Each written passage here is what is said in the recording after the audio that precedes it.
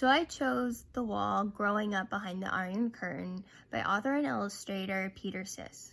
So Peter Siss won the Robert F. Silbert Informational Book Medal for this work and the Hans Christian Andersen Medal for his lasting contributions and the Caldecott Honor for his work in Starry Messenger.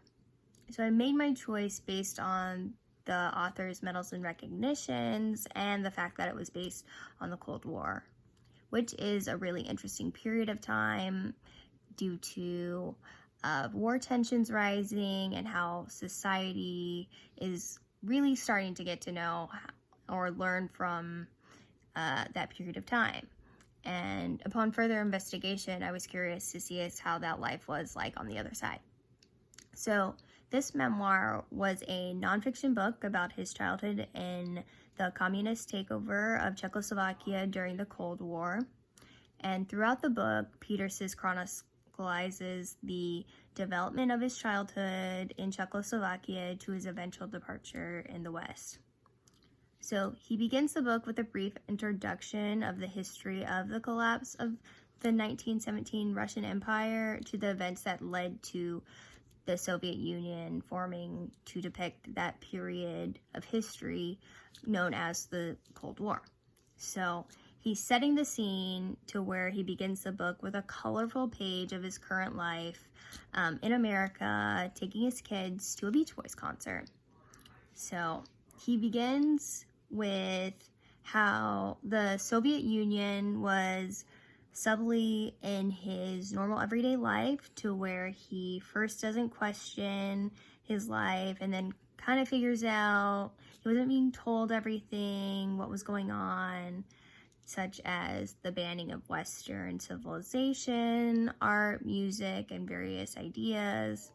And then Peter starts to realize how the Communism Party is controlled by the schooling, creativity, and overall opinions of free speech.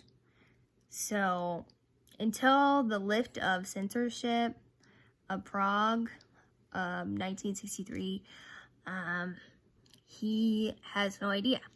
And so when the leader of the communist government, Alexander Dubček, slowly begins to open up these borders, as a teenager for Peter, he wants to see the world, such as meeting the Beatles, and this is just a magical time for him. But it is short-lived, and it's brought to a sudden and brutal and by the Soviet-led invasion, and he then goes on to America and seeks asylum and is granted. And this book is meant for middle grades from the 4th to 8th, based on the historical context in it, and it allows children of that age to imagine themselves in that situation of censorship, which to this day is how the Communist Republic of China is still dealing with. So what I learned is how the government control almost brainwashes a person.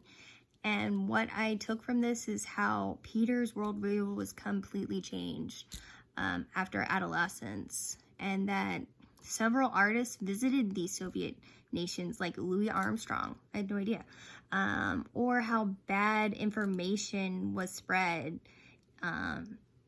based on the example that he uses in the text of how Elvis Presley was a she in a local newspaper, but it turns out he's a he.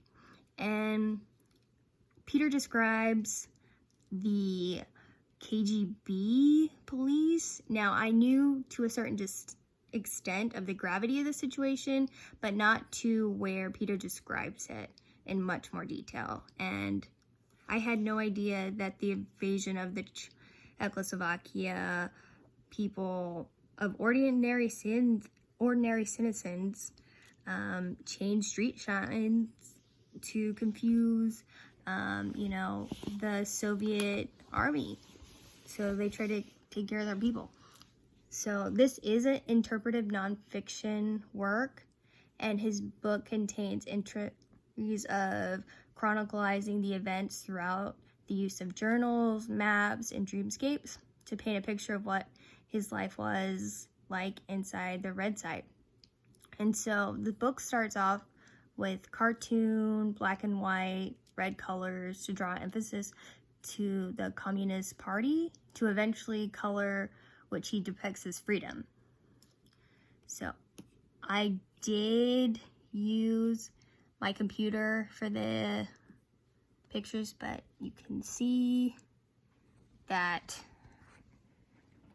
here is what communist Russia as he sees, blue, and then versus the red where it's integrity, freedom, tradition, liberty, whereas the Communist Party is stupidity, terror, and suspicion.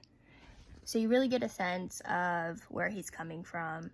So I would definitely recommend this book to my students.